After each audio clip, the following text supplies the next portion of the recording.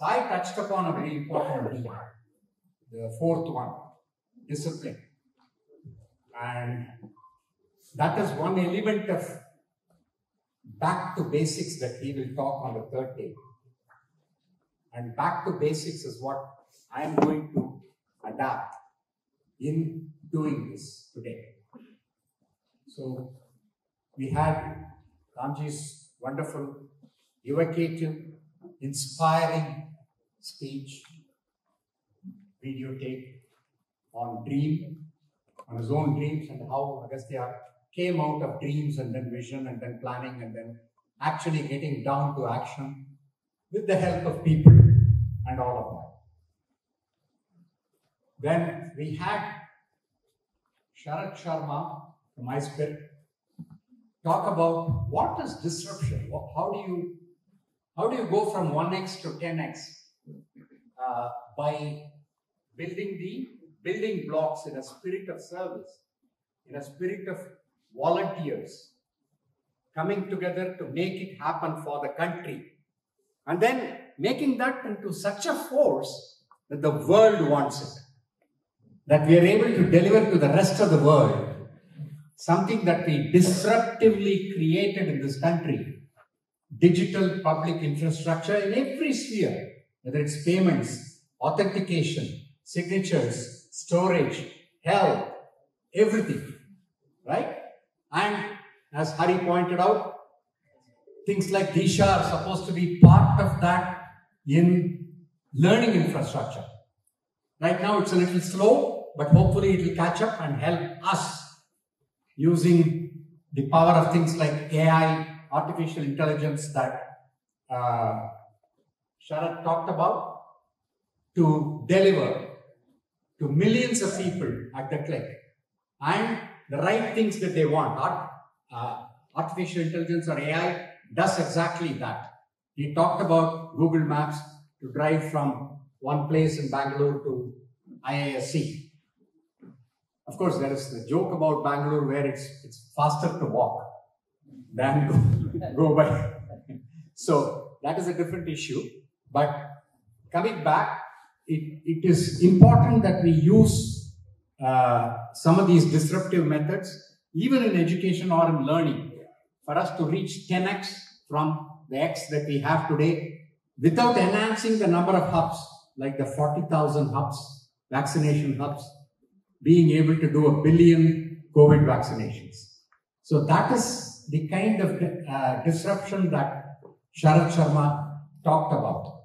Now I am here to talk about a slightly more grounded subject, back to basics, as I would put it, of delivering your dreams, visions, plans, and the disruptive middle that you may have built in order to deliver. What do you deliver? How do you deliver? Why is it important that we do it well? Will this work? What should I do?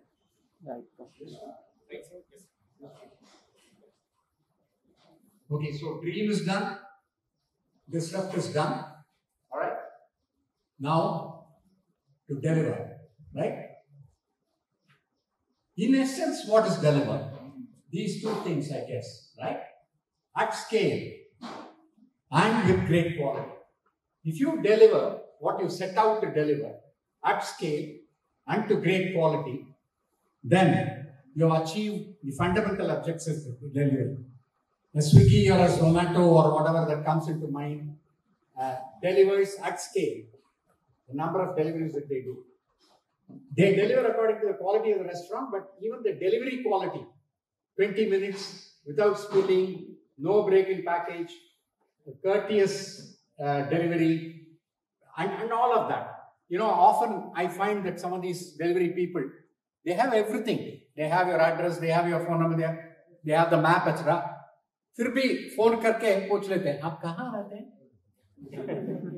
Without that call, have you received any delivery in Bangalore? I have not. They have everything, but they still call. That's not great delivery. That's not great quality, right? In the sense that most unnecessarily you call. That kind of a thing. Without that, we have to have great delivery without prompting. Now,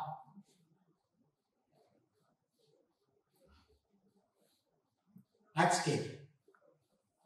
What are the elements of delivering at scale? What are the various elements involved in delivering at scale? So if you think about it, multiple programs, right? Not just one program, multiple programs. And they grow as required. Number of programs. If you ask Dilip here, when he joined versus now, how many programs do we have? Compared to that, he says too many. My instructors are already saying there are too many programs, right? So, number of programs, multiple programs is one. The second is multiple verticals. What do I mean by verticals? What do I mean by verticals? Other than the domain is the same. Domain is education or learning. Okay? Verticals within that could be high school, middle school, 11th and 12th standard, college, early learning like Mukesh and Alok and all trying to do as a program. So, multiple verticals. Within the education learning domain, multiple verticals. And then you have multiple geographies. So, if for instance we had 3 states 15, 20 years ago, today we have 22 states. Today, within those states, we have deeper penetration. If you did 10 districts in Karnataka, you now have 25 districts maybe, delivering to 25 districts. So, multiple geographies. We have done Bangladesh, we have tried to help Sierra Leone. These are geographies outside India. So, that also comes into the multiple geographies that we talk about. But do we do this at scale without any discipline, which Sai referred to? Can we do that? Can we just do whatever we feel like? Can any program be delivered? Can I suddenly do something in healthcare? No. So that's the reason why we have some governing principles. When you want to deliver at scale, through multiple programs, into multiple geographies, into multiple verticals, you still need governing principles. Certain governing principles. And these are very, very important because tomorrow you might not be able to do everything by Agastya directly. You may have to do it as Agastya through a third party. If the principles are common, then you can deliver at scale using the principles. That is the reason why this is important. What are those principles? Vision and strategy. So from the dream, we got a vision. One of the main things that drives scale in the vision. What is that single statement or single thing in your heart and your mind from the dream to the vision and vision to action for scale is, if a child in Sanganapalli gets a learning which is higher than what it can get, why shouldn't a child in Kuch Bihar or in a corner of Rajasthan and Aravalli Hills get a similar benefit? Which means, what you're saying here is, I am not bounded by a bucket, I'm not bounded by, my principle is, if it is possible, I would like to give the same similar experience, right, to everybody in this country. How can I do it is another challenge. Can I do it directly? Can I do it through teachers? Can I get funding for it? Who will execute? All of those are challenges. But the fundamental vision is to reach Agastya learning or Agastya method of learning to everybody. Everybody who deserves it, everybody who can get it, we should be able to deliver. What stands as constraints? We will see how to overcome them. So, vision and strategy. How to reach is the strategy. What are the channels, etc. So, that is one. The second principle is products, services, channels, innovation and disruption. We continuously do new products, new services, new channels. LIB was not there 12 years ago. It's there. We won a Google Award for Techlabat, right? Or something else, Nitin and I in a car drive from Bidar to Gulbarga, we thought through the entire distribution system for a 10-box LID. It's not a LOB, LID. How exactly it is to be done. We did some very successful pilots. We went through certain things and we have delivered several LIB boxes in Karnataka. which are being used that way. May not be with the rotation, but it's being used very well. So things like that keep happening, or the lab on a tab when digital was upon us, and therefore product, services, innovation, channel innovation. Can we use other channels? Can we use? We are using a lot of indirect channels today. In Telangana, for instance, Nitin and group are using Telesat and so on to reach a lot more people. Okay, so channel innovation is something that we continuously do, and all of these are to get our dream delivered in a disruptive fashion using innovation and disruption, the way in which we do things. So these are important in our governance principles. Risk mitigation through a diverse portfolio approach. If you have only a one horse and you have to go from A to B and the horse breaks down, you're dead. So it should never be a one horse strategy. Wherever we approach, we try and do multiple things at any point of time. And this is exactly what people do even in financial investments. They will diversify their portfolio. So the risk is lower because not everything goes down all the time.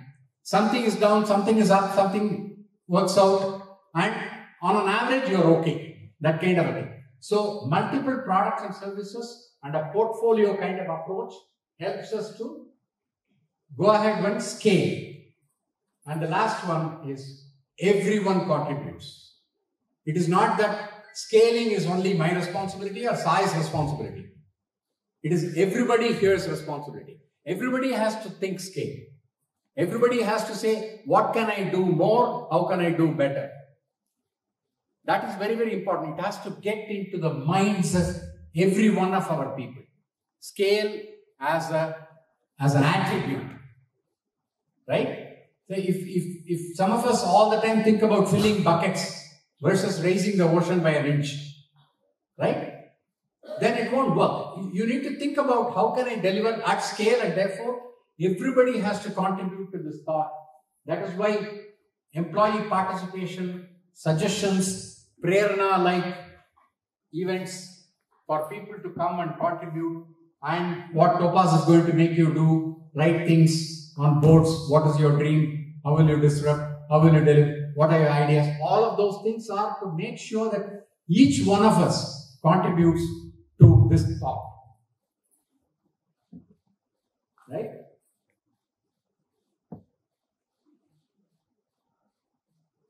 Now, this is important. I said at scale, that is now moved there with great quality. It's not enough if you deliver to huge numbers. If you deliver something that is practically meaningless for them, it doesn't work. Right? It doesn't mean you need to deliver everything that you need to deliver to everybody. That is not possible. That's why the portfolio approach is slightly different. For a science fair, you might deliver only awareness in a science fair, because that child is coming there only for that 2.5 hours in a single science fair and going away. But then the objective of the child, or our bringing that child and doing that science fair, is that child was never exposed to anything before or very little. Now the child thinks that, oh, there is a world like this. I can learn this way. Somebody else is teaching me. Another boy is speaking. All of those things in the mind makes them learn, makes them go deeper, makes them a better person as they go along. And therefore, the objective of that may not be to learn chemistry, or may not be to do product innovation or do design thinking, but it will be for awareness and so on. Each of our products and services have specific requirements, and therefore, corresponding to that, we need to deliver with great quality. That is very important. Earlier, great quality used to be achieved. I'm talking about maybe 100 years ago or 70, 80 years ago, when quality used to be achieved in mechanical production lines by inspection. Right? I made a rubber gasket, or I made a park. Somebody used to inspect at the end of the line. This is all right, this is all right, this is all right, this doesn't look good. Take it out, take it out. So I produce 105 parts, 5 parts are out and 100 are okay, based on physical inspection. The person who produced the part did not have much to do with the quality. He just produced the part. Some inspector along the line. Even in services, that was the way it was done. Products or services, quality was based on inspection. Inspection, rejection, reuse, etc., etc. That is how the world of 1920s, 30s were there. There are lots of literature on the subject. Thereafter, people realized that it's better to build with quality. If you build something with quality, then you don't have to do inspection. That means inbuilt quality. I produce a part or I deliver a service with inbuilt quality. That is, so if you design a program, you have to build it with inbuilt quality. That even if the least trained person delivers it, he will deliver it with quality. Some amount of assurance like that. That will be the best way to design an academic program. Right, Sony? So that is really, so there are, I don't know, I'm sure some of you would have read. There are books which says electronics for dummies. Right? Chess for dummies. That means this guy comes with zero knowledge of chess or electronics, and this book will explain. At the end of it, he will know electronics. He may not become a grandmaster in chess, but he will know chess. Good enough. So the book is supposed to take you from zero knowledge base to a level where it is respectable. An extremely well-built product or service with inbuilt quality has the ability to address people who are not completely trained but can still deliver reasonable quality. So inbuilt quality is very important, and that is where assurance-based methods start. Quality assurance versus quality inspection. Quality assurance comes when you start building products and services which have inbuilt quality in them. Inbuilt, characteristics which will say it will work for you for so many hours, or it will deliver you this benefit, or it will enhance this for you, etc. That kind of a clear attribute-based or time-based assurances. Right? Let us go through theoretically an exercise. Each of you here, regional managers, area managers, program managers, all of you, think in your own mind. You don't have to spell it out. Don't spell it out, in fact. Think in your own mind. The best instructor that you have. It can be Ram, it can be Rahim, it can be Christopher, it can be anyone. Stephanie, whoever it is. Think about one instructor, one program person, whoever it is. You should be able to say in your mind, I wish I had a team full of Stephanies. I wish I had a team which is only Rams and Rahims who are outstanding in their work. Right? The best Agastya methodology teacher that I can get. Just imagine that you have one such person in your mind. If your team is full of such people, only them, only such people, how great will it be? How fantastic it will be. You don't have to do any work. They will deliver quality. They will deliver amazing quality. Because they are the best teachers, they know how to do it, and they deliver it every day without fail, with great excitement, what needs to be done. Let us say the best teacher, right? The ideal Agastya pedagogy person in your mind. Does it happen in the real world? Srishay? Do you get everybody in Six Sigma on the other end? Everybody fantastic? It takes time. You have trainees, you have people who take their own time to come to that level. You have people who struggle to come and never become that. They remain all the time at that median level or somewhere this side of the median and all of that. So, unfortunately, in real life, right, you don't get ideal teams which consist only of excellent people who deliver great quality. You don't. So what do? If you can't get ideal people, you have to go through with processes, standard operating procedures, tolerance limits, etc., which guide them into that, right? You create processes which make, as I originally said, dummies into electronics engineers, dummies into chess players, right? Just to go back to that example. So, processes, standard operating procedures, tolerance limits. That is what it does. Your quality assurance system. And this is the way you should do things, and it's all put down as a process or as a standard operating procedure to deliver something. All of that create a framework with which the not so ideal teacher, I mean, nobody descends from the top with idealism all the time. You don't. You get somebody and then you make them become that, right?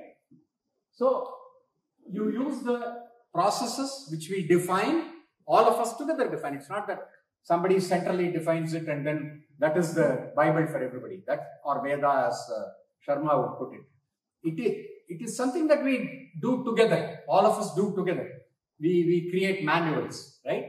We create, this is the right way to deliver this. As soon as a sanction comes from a donor, you have to do these things. You have to order the mobile lab, you have to do this. There is a standard operating procedure for doing that in the headquarters. Similarly, when you go to a school, you have to get in touch with the principal, the science teacher, you have to go to the district education office, get the schedule drawn up, then make the schedule known to everybody, make sure that the mobile lab has got diesel, the driver is all right, it is clean, it's got all the models. So, SOP is the ideal teacher that we put here. All of you imagine the teacher and you said, I wish I had a team which is full of only the ideal person. How do you do that? So, you use training and development using IMTs, other training, etc. Reflection, practice, all of this we have talked about. Ramkumar talks about reflection. Practice as a way of making perfect, right? The best of musicians practice 8 hours a day before delivering a concert in the evening. And that is after 15, 20, 30 years of learning. Right? This I know personally because I am very deep into the world of Carnatic music. And I know what, great musicians do in terms of practice. They won't, they know that backward, but they will still practice. So practice is very, very important for you to enhance your quality of your delivery. Reflection. Am I doing this right? Can I watch a videotape of myself teaching? Am I doing the right thing? Can I do this better? Is there an excellence level that I can reach? Right? So, all of those, and I'm not using the word perfection deliberately, because perfection is the enemy of good and excellence. You don't have to. You don't have to be perfect. You reach excellence, that's enough. You know what I'm saying? So, the point is that you've got to keep reflecting, enhancing what you do. You have to practice. You've got to have continuously training and development and all. If you do all this, and then some of these have been codified into what is called the total quality management principles. 1951, Edward Deming proposed this. And a company which adapted it wholesome, without calling it as TQM in a Edward Deming sense, was Toyota, to whom I was very fortunate to work for 7 years. And I used to visit their Nagoya and other plants very often in Japan. Amazing systems. But you know what's the hallmark of the system, TQM system? Employee involvement. Alright? What has quality got to do with employee involvement may be a question. Their point was, if you understand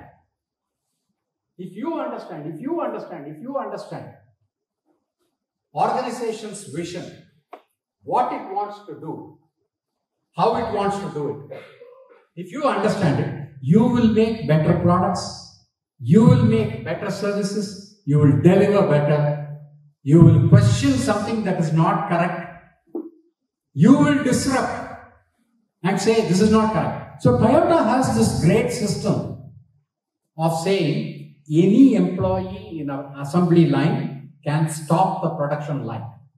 Can stop. Now, somebody will turn around and say, "Hare, this will cost $1 million. You're producing a huge number of vehicles and you want to stop the line? Production will suffer." Why they gave that empowerment to people is because they didn't want even one Corolla or Cressida or Corona or whatever car to go out which is defective in quality. So they gave the empowerment to their employees to stop something that is not quality. Stop it. Then they followed it up by saying, you also have the ability to suggest what is better. So there is a suggestion scheme as part of this entire TQM there. So this is also contained in the TQM principles of Deming, which is continuous improvement. So how do you do continuous improvement? Again, through employee involvement and suggestions. This particular part can be done this way, it will be better. That kind of suggestions. And do you know, I can give you some numbers. It started with some 275 suggestions or something in the year they introduced. 70 years later, in Toyota, you will think that in a company like Toyota, they would have exhausted all the suggestions that are possible. Reality is, even today, million plus suggestions are received. More than 1 million suggestions are received. And 60 to 70% implementation rate. Which means there is a lot to do at the grassroots level by way of suggestions which are implementable for enhancing quality for the consumer, for the final beneficiary. Lot to do at all our levels. That suggestions which are implementable, which are useful, will always be looked upon as a very positive thing. And all of us should go into TQM methods in order to enhance quality. So at the end of all this, we come back to the ideal teacher. Now I have a group of people who understand processes, SOPs, tolerance limits, have been trained, they do reflection, they do practicing, they do adopt the TQM method, some of them, full involvement in company's vision, dream, all of that, and provide at the field, at all levels, suggestions which can be implemented to enhance quality of delivery. So when you are delivering quality at scale, you have to go through a whole lot of these to create the ideal group to do that. I'm going to finish this with one small story. There is also a cultural differences, and several of you will say, where is the scope for innovation if you give everything?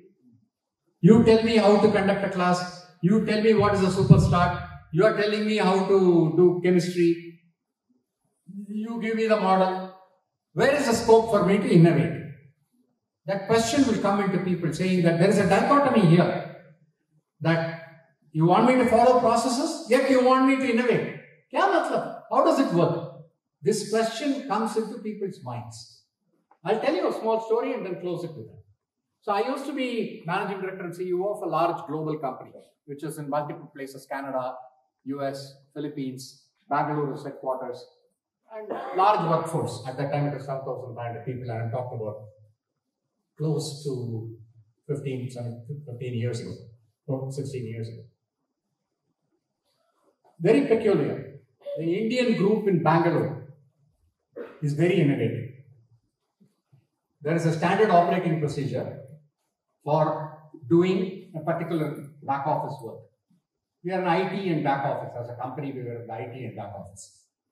So they used to find faster methods of doing it. Cutting a corner, right? Saving company money because they are doing it in less time and they are able to do higher throughputs. They will probably do it to reasonable quality as well. So they were innovative in doing things and used to do that.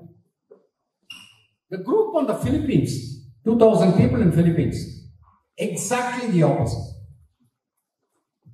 Absolutely like this. SOP, follow SOP. Question number 3, they will not skip question number 3 even if they know that question number 3 is infructuous. They will not skip. What's your name, sir? Where do you live? Kentucky. Okay. Where are you? Something automatically the answer would have come by that time. But he'll still ask a third question because it is there in the list. Standard operating procedure. Absolutely like a horse which has got the blinkers on. With no innovation. But perfect delivery. They will deliver what is required as per SO. Huge problem because what is not required is being done and time wasted. No innovation will come. So there is this big dichotomy between two teams. What we did was we sent 20 of the topmost people who understand innovation and who have done grassroots innovation here to Philippines. And we brought 20 of the top people from there to here. And we said, listen, learn discipline from Philippines to the Indian people. And we said, learn innovation from Indians to the Philippine people. Right? This helped. One of the big outcomes of that, and we could have, that's the right way to do, is go ahead, innovate on the job, but make sure that you document it and go up and say, hey, I think this is an innovative method of delivering something. Shall we adopt it? Can we document it? Can we ultimately go into the IMT manual? That this is a better method of doing it. So innovate, but document and make it into an SOP.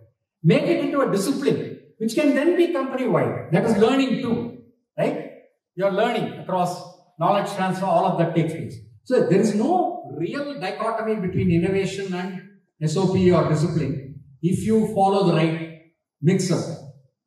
That is really the way to keep enhancing quality and delivery quality as well as the way you think about things.